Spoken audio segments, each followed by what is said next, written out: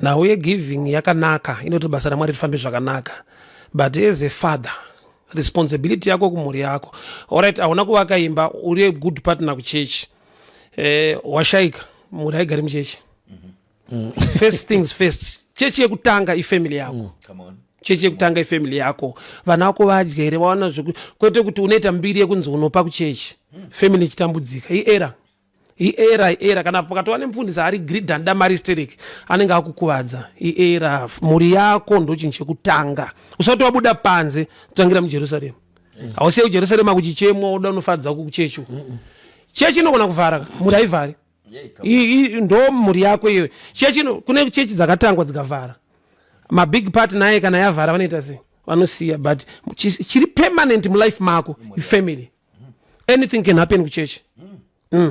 Yeah, saka ane era respect ombe, responsibility ombe family. Anotaura come into the right reason. Amen. Wakainge imuwanano yako. Nyaya wakafambira. Unosati kune vanhu vanoda marriage more than akamurora.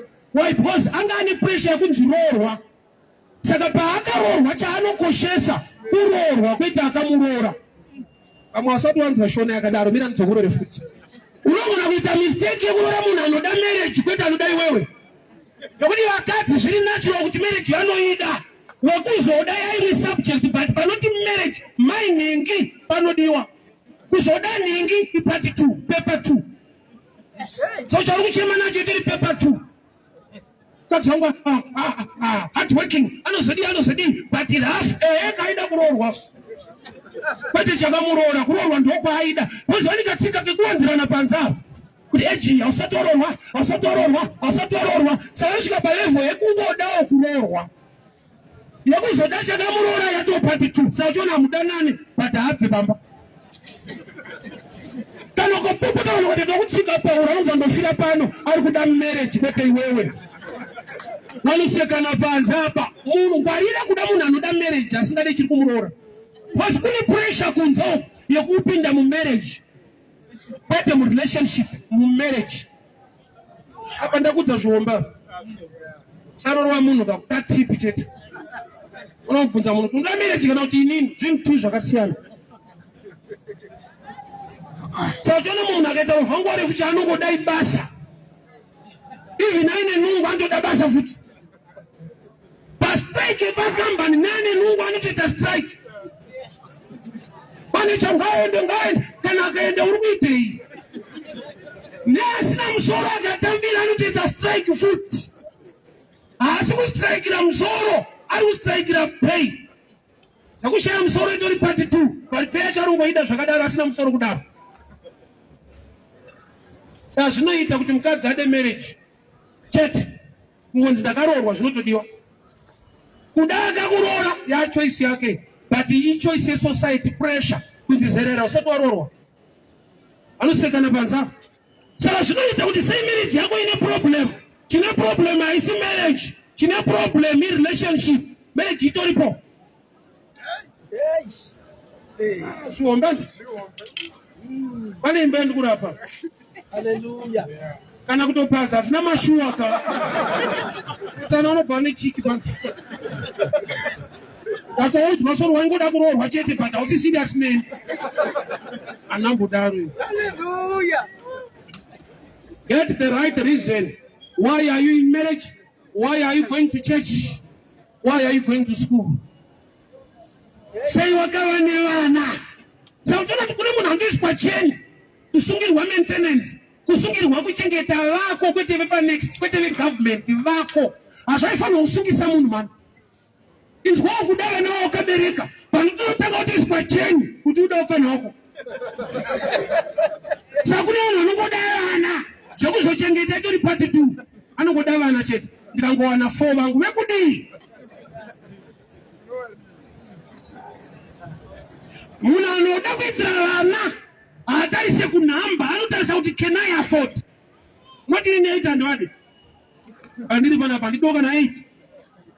Toda. Vanotozati 8 vanopinda busy.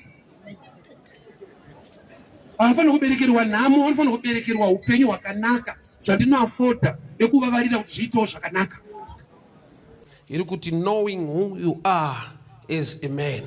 So ndoda nditore concept inobva muBible kubva bhuku raGenesis, kusikwa kwemunhu, kudevelopwa kwemurume achibuda muunion yaanga ari nemukadzi. Uchazoona kuti Mwari vakusika mukadzi vakararisa murume hope ndokubva vaburitsa rumbabvu vakadesigna mukadzi. Rova kuti matangiro emurume ane chekuita nemukadzi. I'll break down the revelation. Tese tikanetseka tikarohwa tinochema tichiti amai. The female side in every man irimo. So kuzodevelop identity yako as a man, you must brush off the female side that is already in you. Nokuti munhu wekutanga kusikwa anga atori nemukadzi maari. Isu tikaberekwa tinorerwa nana amai kunyanya.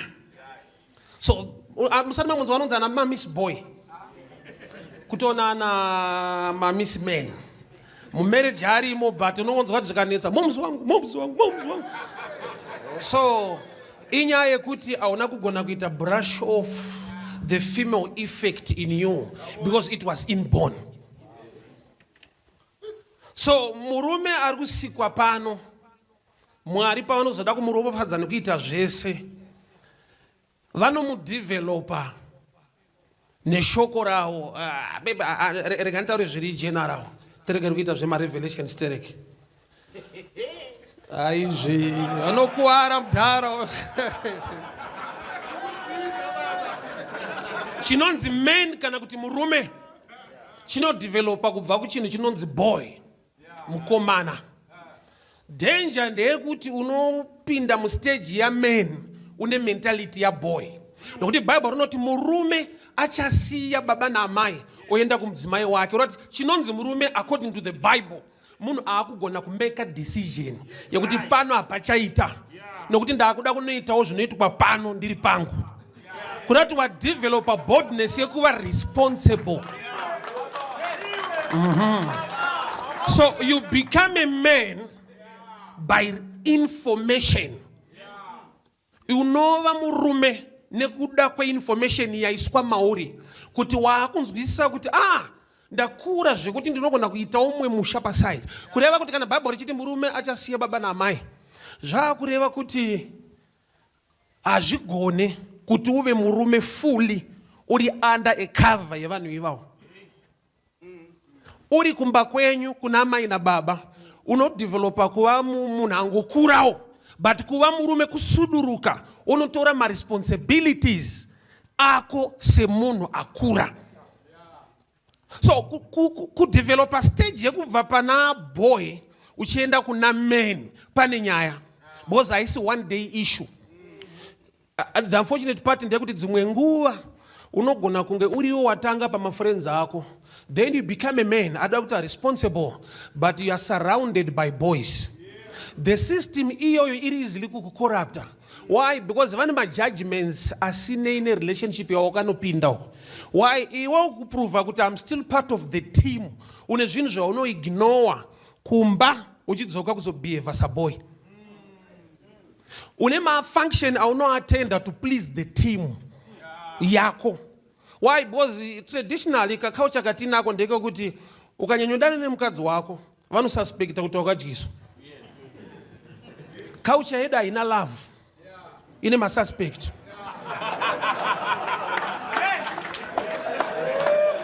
Izvezvi pakaita chinhu chekuti boys radiscussa, iwe woti nchanonzwa madam, itori problem. Rangu rinoti two become one. Which one? All right, I will explain.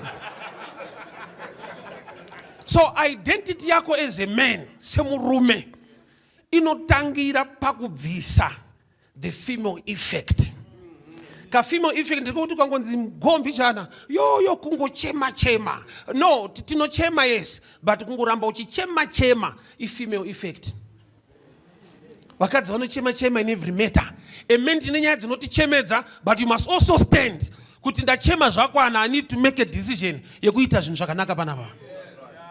So the female effect, the mommy's boy syndrome, inogona kuoperata mumunhu. Why? Nokuti Bible rinoti achasiya, zvinonzi achasiya kuita brush off masystems ekwauri kubva.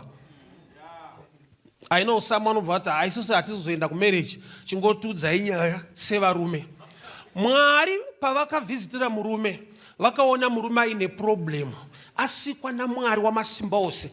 Mwari vakati hazvina kunaka kumunhu asikwa naMwari. Kudai neumwari hwese hwauinawo kana ukandoita zvekunamata Mwari anotokunzwira tsitsi kuti daita munhu uyu. Pane vanhu vasina kunaka kwete nokuti vaita zvakaipa asi nokuti vakangosikwa naMwari. Mwari vakaenda kumunhu asati ambotadza vakati pane zvisiri bho panapa. Tsano vane zvakashota. Ndoda kuvapa helper. Mubatsiri. So munhu anonzi helper manje anobatsira munhu ane zvaari kuita. Mwari vakatanga vapa Adamu garden kwete munhu. Isu tinorova opposite totanga nemunhu totsvaga garden. Sautiona formula yacho sometimes inotemesa musoro. Mwari wamasimba ose akanyatsoona tsano vasiri pagraft vanonetsa kupa mukadzi. Iwe wakatanga nemukadzi kuti utsvage graft. Rarimwe bhaibheri kai.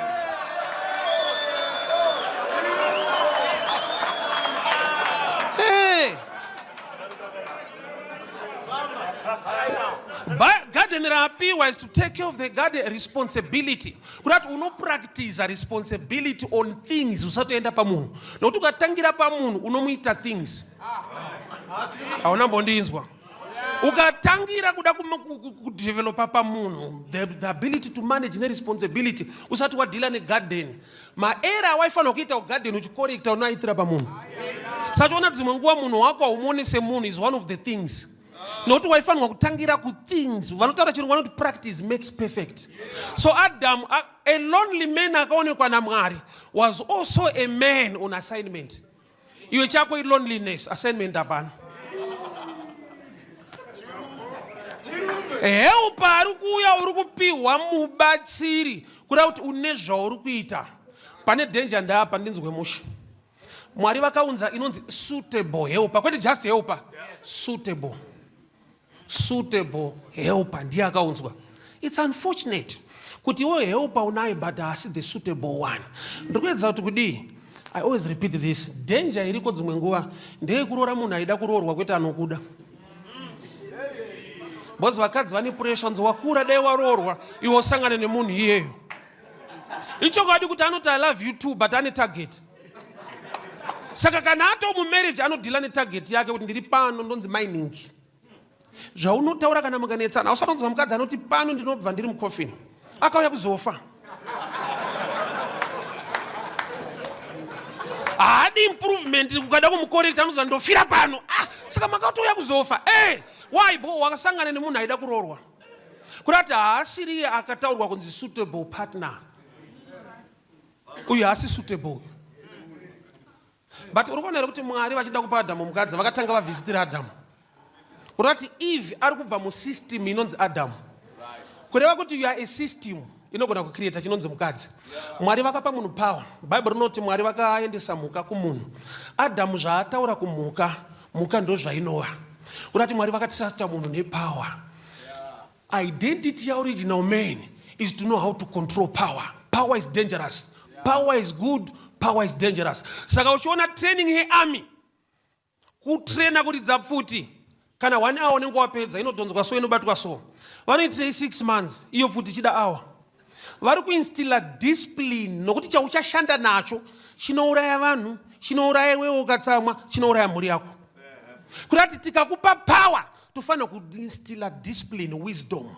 So Mwari vakapa munhu power ndokubva Mwari havana kupa mhuka mazita. Zvanzi munhu zvaataura men Adam paaita akataura mhuka ndo zvayaiva. Kurati munhu akatrustwa nepower, akatrustwa neability yekutaura zvinhu zvoitika. So a real man ane responsibility yekutaura zvinhu zvoitika. It's unfortunate kuti kana usina suitable partner ndo inotaura zvinhu.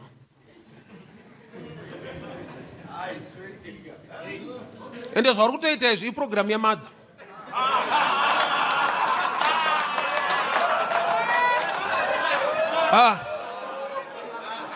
All right. Muno munhu ane sheti inonzi African attire. Munoziva here kuti 3/4 yevanhu vanopfeka masheti akafanana nedress remukadzi havasiri varume vakatanga nyaya yacho. Mune manzi pane jira rasara.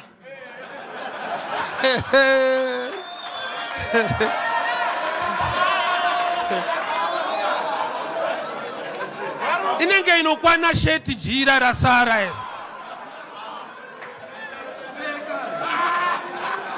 Adamu achataura. Heupa ndiye ari kutaura. Andi kutovarudzisa izvezvi.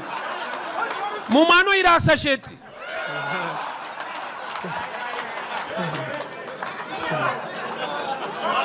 Yeah, because I love haina uniform ka. Kuchikoro ndo kune uniform kwete mumba. Unenge wanyanyirwa bururu. Bible ndoti batai tumakava tudiki zvinotangira kusheti. Unoziva zvese zvawakuita nyaya kutesta munhu wawo kuchuna.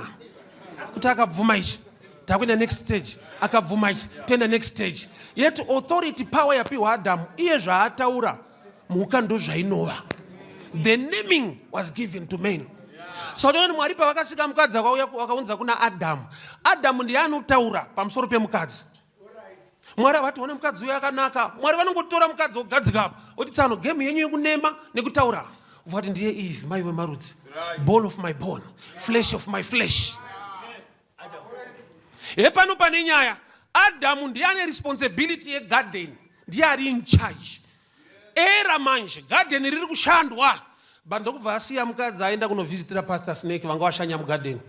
Mukadzi ndokubva atanga kuprovide chikafu. Kwandaenda kunoti ndetsei. Bozo kana uchitochengetwa nemukadzi ndokagemuka Pastor Snake kandikutaura. Aya zvinhu zvinombooma munombobatsirana. But usaite nungo dzekuti chikafu chinouya naIve. Unoziva kuti ukasaitira mukadzi wako zvaunoramba kumuitira. Tiri ready. Ndikati vari ready tinganyepe tiri ready.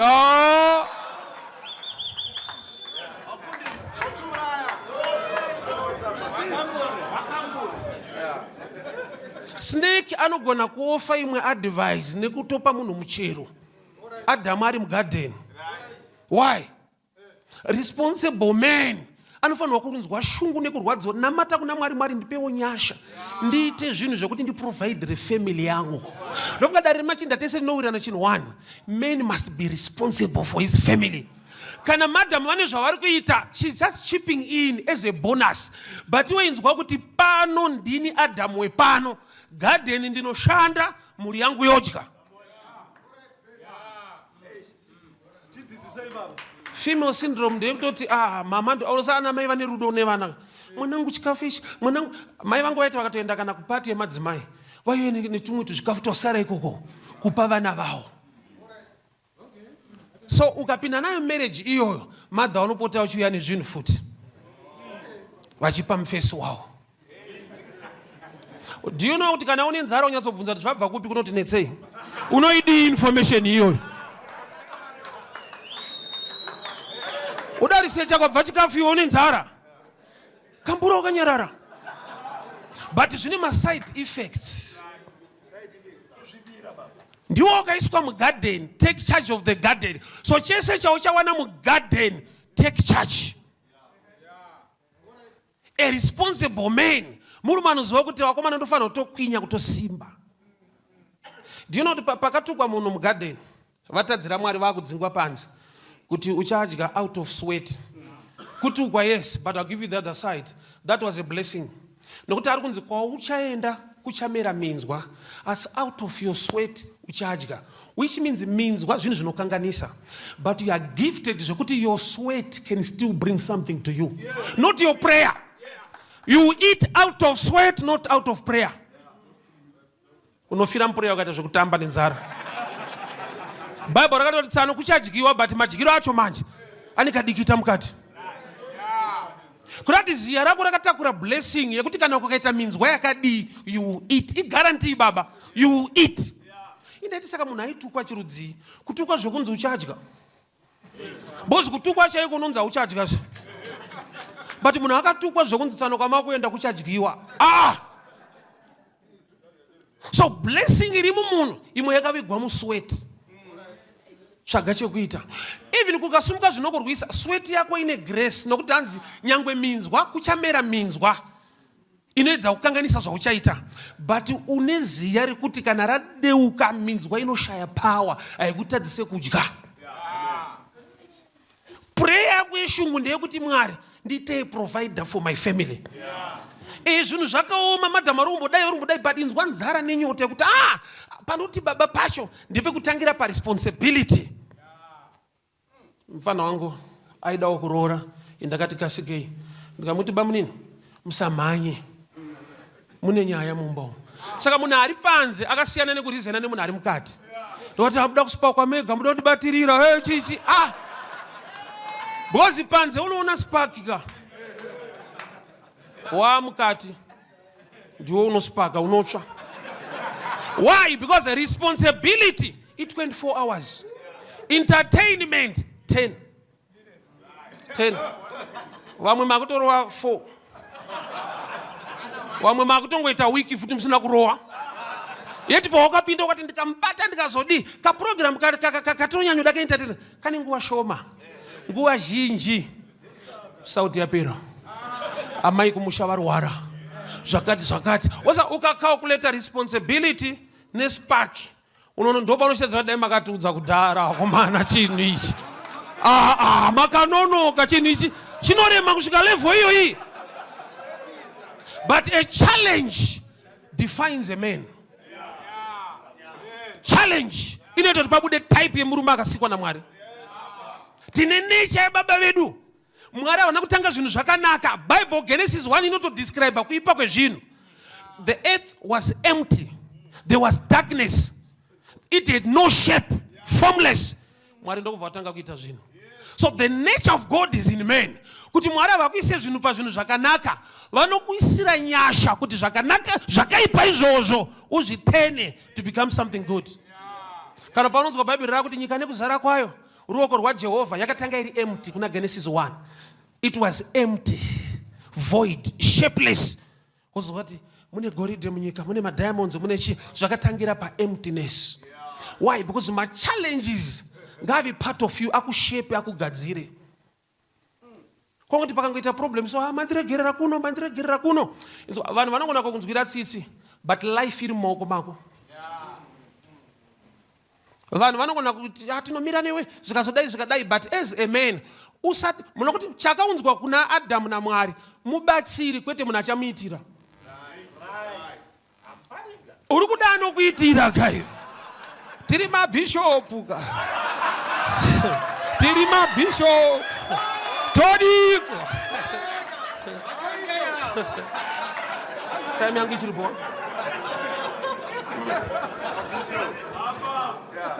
So nzara inofana kunge iri mumurume. Ndeye kuti garden rangu riri kupi. Kwete mukadzi wangu ari kupi. Mukadzi ipati 2. Iyo Mwari anogona kuita take care but yemunda wako ndiyo inofanira kutanga ichikurwadza kuti chii chandingaitewo for my family. Vasingade kuroora, even usina kuroora nzara inodherera. Panofanira kushandwa futi. Ukazoti message yavanhu vanozoroora chengeta vakadzi, nzara inouraya bhashura mukaita zvekutamba. Namu haina basa nazo. So Adam akaunzirwa Eve. It's unfortunate society yapidugura zvinhu. Kuna ana Adam futi vari kuenda kwa Eve. Kuna varume vada kuroorwawo. Pride yako ngaive pakuti I'm doing something as a man. Ukasaroora ukasachengeta mukadzi una amai vakakubereka. Take care of her. My brothers ako, take care of them. Zvine ropafadzo, zvine blessing yaMwari. Kunzwa kuti kune vanhu vanofeeda on me. Our Father who art in heaven. Izvo rekuti our Father rinongoreva kuti baba vedu roti vanhu vacho vakawanda kumudhara iyeyo. So when you become a father, the hour is following you. Kune vachashedzera kuti our Father, your sister uri baba, amai vako wa baba, kumukadzi wako uri baba, vanhu vako uri baba. Ukangova murume chete, ana hour vari kukutsvaga. Zvese usati warova izvi. Manje vamwe zvakuwandira ana mai nini vari kupinda panana awa bankuru. Ana tsano, awa tsano apa panofa munhu.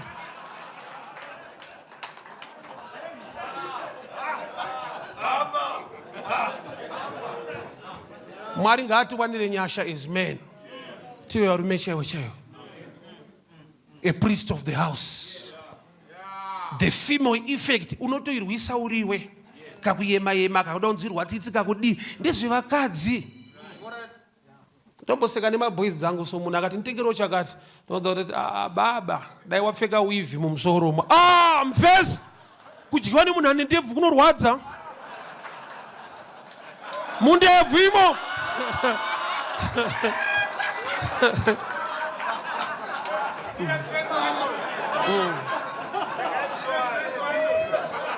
The female syndrome ndeyekuti pane ndingachandidai, do me a favor, ndithrow zvakati, kagame kevakadzi. Uri murume. Blessing unayo. Mwari anotokupa munda. Nyasha dziriko dzekuti Mwari vakupe chekuita.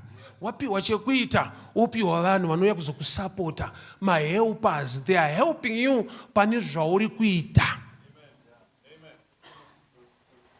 Because madam wangu so wanika good graft. Don't relax on that. Vakadzi vanotaurisa unoziva. Wangu anongoita akanyarara kune kwaanotaura. Hausati wane information chete. Avanyarare azviite. Nature yeyo havana. Kuitira murume wake zvinobva anyarara. Anogona kusaudza vanhu vanotaura newe, but kune kwaanoenda kuti akomana mhepo dziri kuumba. Uri mhepo kauri papa. Zvinoda kuitawo murume aite. As a man, munamato wako. Mwari garden rangu riri kupi? Garden rangu riri kupi? Pane zvandofanirwa kushanda nekuita. Chinodefine murume, work yapera, responsibility. But ne vanhu vari kushanda, but they are not responsible enough. In fact, muri responsible at the wrong side. Panze. Kwa unofanirwa kumira sababa, hausi kumira ikoko, uri panze. Iyi ndo area inobatwa nambeu, achimbewu madi chihure kana ka 1. Dzimwe tsamba dzinouya anovhashidza chihure chivhara itsamba.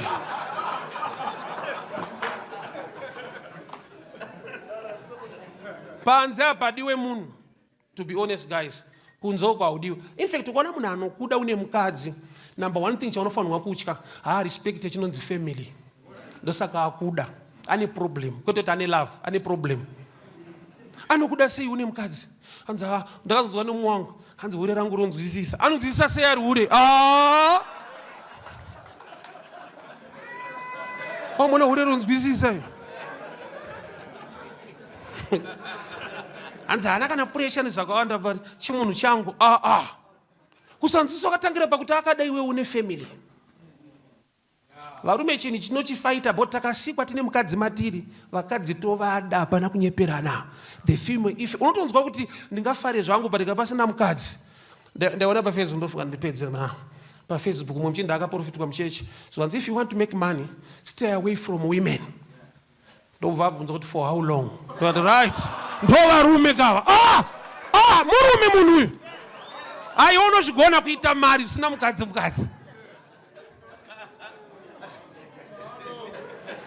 Bro wangu anaishana naye hanzi ikadambuka ndosiya basa. Mwezi ndo unochikwa mari zvakanyanyo. Akabvunza kuti for how long? Because zvinenge hazvigoneki. The female effect. Takasikwa tine mukadzi. Mwari pawakadzoka kumunhu anonzi kuti nyaya yemukadzi akaramba ari mukatuma anomudya mwoyo ngaabude panze aite kubatirira. Nhamo yatakaonekwa nayo naMwari ndeye mabhebi. Mukadzi anodiwa nemunhu. Anoziva kuti kudenga kurorwe munhu. Ukasatorora panapo watonyura. It's a good thing to have a family, guys. It's a good thing. It's a good thing. Kuona mfano wako wachitamba payadi so wachitamba bora so wakura so mchita Ibrahim mchitravel amazing. Family is a good thing. Chinonzi muri chimchakanaka chinonakidza. Ainakidze mari risina muri mukati. Ndikureva yako kwete imwe. Aona Bible rakati varume idai vakadzi venyu. Ndaiti zvinonyorerwei wako mukadzi ungatoudzwa kunzi ida mukadzi wako. Bible rakaona kuti hazvisi izi because kana ari wako anoshupa. Wepanzani. Varume idai vakadzi venyu zvinonyorerwei hazvisi obvious here izvi. But kana zvanyorwa hazvitombori obvious. kuda wako hakusiko kutamba nako. Mune mangogarisana. Chinenge chidhiri. Mudanani munogarisana. Chimbofunga kiso wakapedzera rini? Hagi wakapedzera rini? Kurati maakuchengetana kudanana kwakapera kudhara. Dai Mwari atibatsira is man. The female effect tigone kuimanager. The female effect tigone because takaberekwa tine mbabvu yemukadzi. Kaukadzi mumurumo karimo. Kanongoshotorwa neshoko raMwari. Mwari ndiye anobvisa kunyatso developer fully to become a man. Asingati akuguma kuti yawe mandiregerera dai mazodaiso dai mukoma andiona. Watomukoma. Dai blazi wangu andiona wato blazi. Isa upenyu muruoko rwako semurume wokumbira kuna Mwari nyasha. Ukabvisa Mwari muchinicha unakaonenda bonyika yakaoma. Kamba inogona kunjima basa but mBible Mwari akapa Adamu basa. Mwari wani masuwa avanovhura. Some of us we are gifted but as I discover the gift in us inoita tibudirire. Why because ukashaya Mwari unogona kusaziva kuti unei. Adamu anakuzota ana madamu shuka Mwari vamuratisa hope wakavhura parutivi rwake. May the good Lord bless you. May the good Lord favor you. Thank you so much.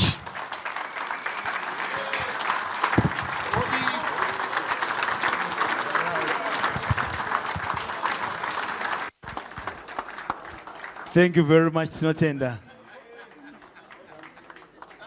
But in the mbunzo kuna mparinga. So kana ndaita mari yacho ndofana kuidya nani? Satani hasi wavarombo chete. Anoataka futi kumari ikoko. Ane a level of attack ya anounza. Saochona Satana nokunetsa uri lova. Hakusiye nokuti wapinda basa. Ane rimwe department ri attack emademoni anoataka vanhu pabasa. Nokuti neimwe nguva hausi lova vachauri kushandira hapana. Itora attack yozva yakazvimirira iyo. Yekuti kuti gore rapera nongedzerawo chaitwa hapana unoshanda here saka uri kunamatirwa vanhu nyaya dzeurova unamatirwe but une maresults anenge erova hapana chiripo. Why? That's a level of attack at that level. Akakunetsa kuti uchitadza kuroorwa kana waroorwa unogona kuita shirikadzi uri pamurume. Tine imwe mukadzi John 4 akazotaura anzi ndinoshedza murume wako zvikanzi handina. Donda utoro chokwadi nokuti pana ariko. Saka zvinoita kushaya murume uri pamurume zvinoita. Scripture itoriko yakuti unotomushaya winaye. So breakthrough yakanaka ndoyatiri kutsvaka. Dai Mwari I believe God for a great financial door. I believe God for better things. Ma better things iwayo ane a condition iri maari. Zvichida you are not ready to handle my conditions but you are ready for better things. Saka mukutendeka nerudo rwaMwari havanga kutendere kuti uende maunofa. Vanga kusustain panokupa upenyu nyangwe pachirwadza pani pachikuchengeta pani kuenda mubreakthrough and at the end we lose you. Have confidence in yourself no matter how much you are broken. Vamwe vakabrokenwa vaudzwa varambwa nevarume kurambwa nemurume hakusi kurambwa naMwari. Vamwe they were broken nekutoitwa stress. Vamwe varume vacho ndo vakarambwa nevakadzi. Shiri yacho inenge yakangobvutawo rekeni zviri kungoitawo vice versa. But no matter how hate you are, don't kill yourself. Sarova suicide. Pick yourself up. Sitakatora mbwa wangu but ndaitoseka zvangu memusi vamwe bishop wachonifonera wachiti hachi mama mutori manyama zvekuti unoona utongopinda. Unoona utongopinda futi muimwe marriage. Saka ndiri kutaura ndauya kuzoudza all those people who are broken kuti pick yourself up. Iwa ne confidence mauri. Mwari ndokuremekedza. Makada munhu anoura sei? Ukandibvisa mukutapa. Ukandiita muvhangeri munguva ino. The same grace Baba anointing yamake some life yangu. Do the same to my brother in this place. Arikuita zviri ndarete. Nokuti shoko renyu isimba. We are empowered to overcome sin in the mighty name of Jesus Christ. I rebuke cancer. I rebuke HIV. I rebuke asthma. In the mighty name of Jesus. Baba torai kuremekedzwa kwenyu. Munhu ngaadupukiswe. Mwari musimudzirwe runako rwedu kana tapinda mamuri. Zakanaka say talk. Sirimushangu. We lift your name higher. As a nation, Zimbabwe. 2008 Marisinga Tank. Chekudya pasina. Hatina kumbofa. Nokuti tatiri mushangu. It's not Jesus. Baba, we are a living testimony as a nation to many nations. It's not about resources. Manga musina chekudya muno. It's not about money. Marianga is simple. But hatina kufa. It's all about you, Lord. It's all about you, Jesus. As a nation, we lift your name higher. Kune madhimoni anoteera vanhu kusvika palevel yokuti vanhu vanotenderwa kupromotwa, but mupromotion imomo mushaya chinobuda. Kune dhimoni risinganetsa aiwa rinotokurega uchipinda muwanano, but muwanano imomo zvotori. Bhaibheri rangu rinoti Jacob aroora vakadzi vake vaviri. Mwari vakazviona kuti Jacob haasi kuda Leah. Yet Leah atororwa naJacob. But Mwari ndokubva vaona kuti nyangwe arorwa but haasi kudiwa. Ndopa vakakonzera Leah kutanga kubereka Rachel asiri kubereka. Nechikonzero chekuti Mwari vakatoona kuti kurorwa arorwa but kudiwa haasi. So kurorwa imwe subject, kuzodiwa imwe subject. Zvinoti Mwari vasakubatsira unoita dambudziko rako rekusadiwa wakarorwa. Pamwe usikundinzwa. Zvinoita ufunge kurorwa, but Mwari ndo vakatoona kuti uyu haasi kudiwa. Asi achitosunga Zambia aitonzi my Jacob, iye naJacob hawirirani. Mwari ndo vakaona kuti Leah haasi kudiwa but akarorwa. Kune mamwe challenges are so internal yekuti Mwari vakasakuona kuti vakununure kunze vanenge vachikuyemura but mukati uchichema. Dai taiziva misodzi inochema madzimai ane varume, unyatsoona kuti kune vari pavarume but vanoita seshirikadzi.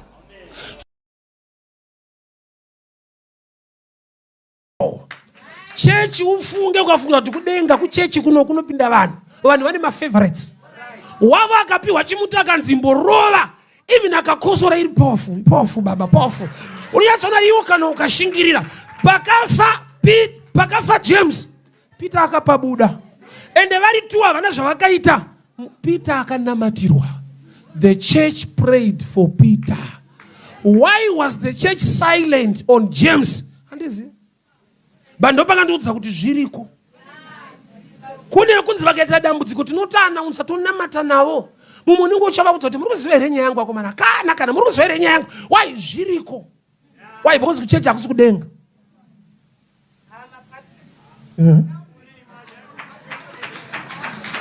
Dambudziko rako ukati riri kubata moyo munhu wese. Sorry todati chokwadi chinobatsira unosununguka. Unotozoona kuti ndakutofanira kukwinya pana pandinamata nekuti vandakatrasta kuti vachandinamata pamwe pacho ndotokudza kuti I'm praying for you. Andini pastor andikutokuza me ndiri muvhangeri alright. I'm praying for you. Praying for you. Aina proof ka. Ko unozoenda kudenga iri kuti takanamatirwa. Yakunamata ndeyedunga munhu utosimba. Vachazodai kwa usingazive kwa vanoswera netime yavanokunamatira. Ufunge nisu kuti nenyaya dzedu.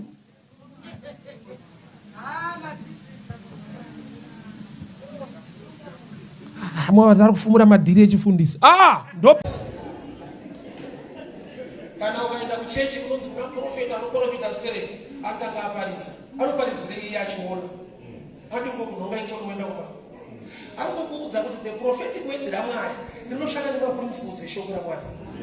You can't ignore the word what it shall manifest. Ndakainamatira nyaya iyi mukaishandira.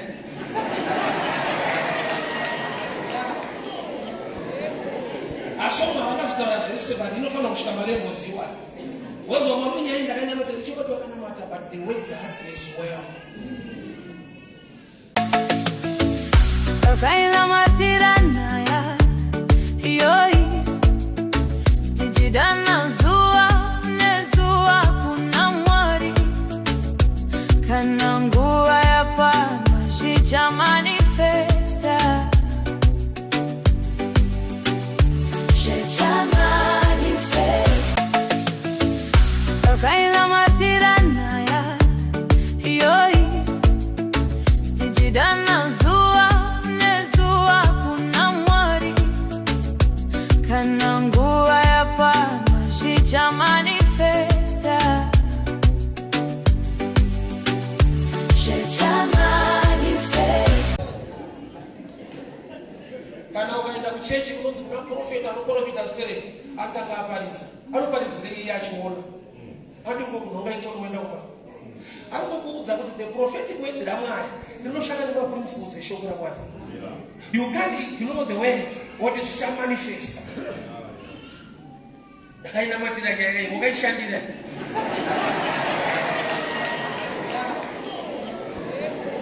asoma vakazitaura zvese but inofanira kusvika malevels iwayo. Wozwa mwamwe nyaya ndakaina matira ichokoti wakanamata but the word that is well. Mazina ataura kuti musadingepera asi kuzoshanda nekuda kwekuti ane basa raakashanda ndorane voice kudarika zvaari kutaura. Ufunge nyika yatiri inotaura, upenyu hwatamu, ikonomi yedu inotaura. Hauna kwaunoenda, hauna chauchabura zvakadai zvakadai. But ukashumira Mwari wakatendeka, Mwari wamasimba ose haakusiya wakadaro. Kune nyasha dzakaitirwa vana veIsraeri kuIjipiti vari kuGosheni. Kuti kwavari kugara hakuna rima, kune shedzi, but kwaIjipita kune rima. Kwavari hakuna matatya, but kwaIjipita kune nyika iri one. But vasanakurwa vaJehovha vanosiyana nevanhu vasingazive Mwari. Izvi ndozviziva ine ndokutendeka kwaMwari. Dhavhidhi anoti ndakura ndakwegura, handina kuona wakarurama achibata nenzara kana kupera. Kuda kuti Mwari vane rekodhi yekutendeseka zvikutodaro. Chaakudiwa chete kuaccepta favor iyoyo. To know what to do kuziva zvaunaite. Hatingafanane zvatingaite, takangofanana kuti tine zvatinofanirwa kuita. Hatiwane zvakafanana, asi time iri chance kuva nemukana zvinopiwa kumunhu wese. That's why Jesu achiuyamba nyika haana kuya ari mudhara, akatoberekwa vari kacheche, kuita kuti vasingagone kutenga zvombe, kutengawo mapapa, ushumire Mwari palevel yenyu. Veporishi mutengawo porishi racho, achingokura nemazera, musazonyepa takashayiwa kukanda. Nekuda kwekuti pamastages ese wako kukanda unga uripo.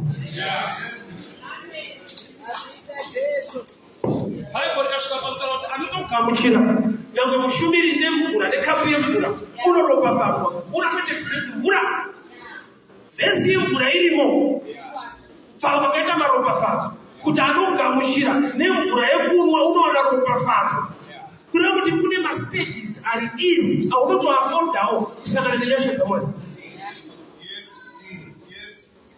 Zvimwe zvatinotugamira tichichema kuti Mwari itai havasi kuzoita kuseka waziva zvekuita. Your platform kuchina so ngatichengetedzei dzimba idzi. Usarega murume wako anongoenda because hauna kurongeka. Kune vakarongeka vari kusiyiwa nekuda kumweya yechina. Don't judge people kana wako ari pamba. Ndakazodiscover kuti vamwe varume vasiri kunze vakasiri kuenda kunzewo havana zvokuendesa kunze kunodhura. Kunobhadharirwa vanhu renti kunzewo kwasi hamuzvizive. Akakuti kunze kunodiwa munhu ndiani?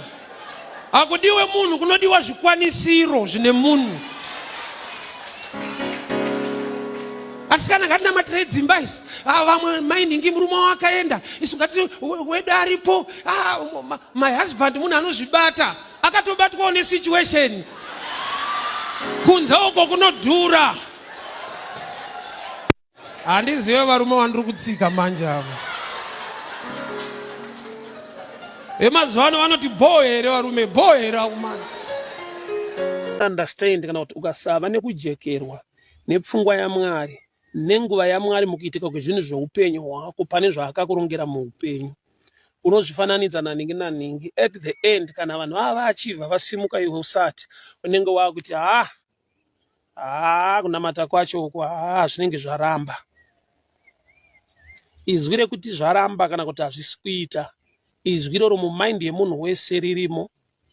The devil will whisper to you message iyoyo, obva akuratidza vawakafunda nawo, obva akuratidza wawakakura nawo, obva akuratidza musociety yaunogara, obva akubvunza kuti iwe wane makore mangani, look at your age, hauna kwauri kuenda pana chichabuda. Takasiyana. Mwari ngavakurumure papressure iri unnecessary kana nhinga akakuti ona vamwe vako vadai, ona vamwe vako vazodai, vamwe vangu mukukura tese, vamwe vangu mukudzidza tese, vamwe vangu mukugara tese, havasi vamwe vangu mudestiny yangu yechakarongwa naMwari maringe upenyu hwangu.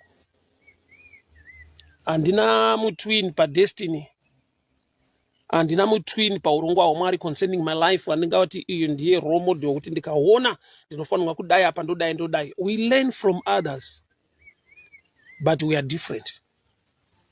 We are designed to learn, we are not designed to copy. Saka uchiona kana Mwari wakandidana semuvhangeri, handina pressure yekuti ningaprofita, ningaita zvakati, ningaita mamiracles akati. I'm not designed for that. There is a reason yakatokosha mumind yaMwari yandinofanirwa kuremekedza. Sei Mwari vakandiita muvhangeri vakasitendera kuti ndive muprofita. Saka ndikaona munhu ari muprophetic field ane zvaachiva especially zviri tangible, ndobva ndapinda pressure yekuti dai ndaitoprofita also